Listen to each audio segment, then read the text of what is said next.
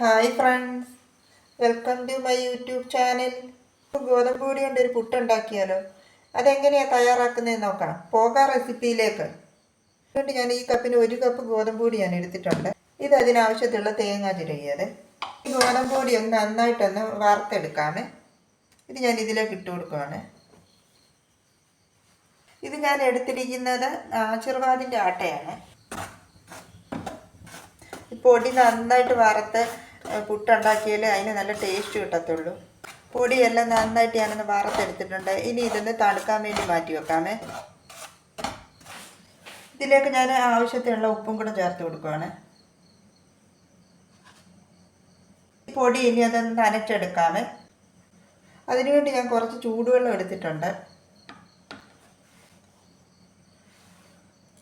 ഇനി ഇത് കുറേശ്ശെയായിട്ട് ഒഴിച്ച് ഇതൊന്ന് നനച്ചെടുക്കാമേ. ഇതിലേക്ക് ഞാൻ ഈ തേങ്ങ എടുത്ത് വെച്ചിരിക്കുന്നില്ലേ, അതിൽ പകുതി തേങ്ങ ഇവിടെ ഇട്ട് കൊടുക്കുവാണ്.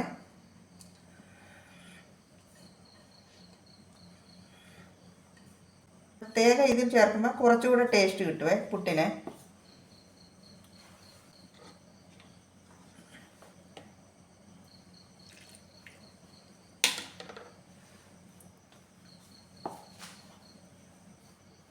വെള്ളം കുറേശ്ശേ ഒഴിച്ചിത് നനച്ചു കൊടുക്കാവും, അല്ലെങ്കിൽ ഇതങ്ങ് കുഴഞ്ഞു പോകും. ഗോതമ്പ് പൊടിയല്ലേ, നമ്മൾ അരിപ്പൊടി കൂട്ടല്ലല്ലോ.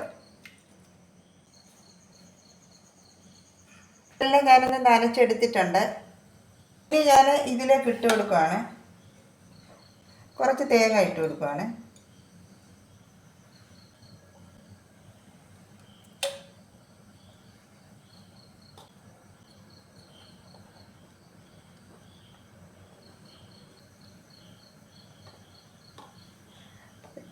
ഇതിൻ്റെ മുകളിൽ കൂടെ ഞാൻ കുറച്ച് തേങ്ങ വെച്ച് കൊടുക്കുകയാണ്. ഇനി ഇത് ആവിയിലൊന്ന് വേവിച്ചെടുക്കാമേ.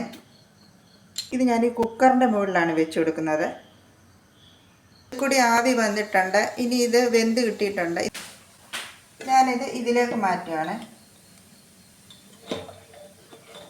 ഇപ്പം നമ്മുടെ വീപ്പുട്ട് ഇവിടെ റെഡി ആയിട്ടുണ്ട്.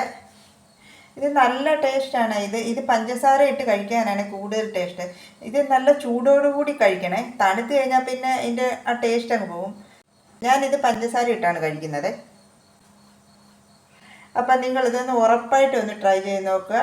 ട്രൈ ചെയ്ത് നോക്കിയിട്ട് ഫീഡ്ബാക്ക് അറിയിക്കാൻ മറക്കരുത്. എൻ്റെ വീഡിയോ ഇഷ്ടമായ പ്ലീസ് സബ്സ്ക്രൈബ് മൈ ചാനൽ. അടുത്ത വീഡിയോയിലൂടെ നമുക്ക് വീണ്ടും കാണാം. Thank you.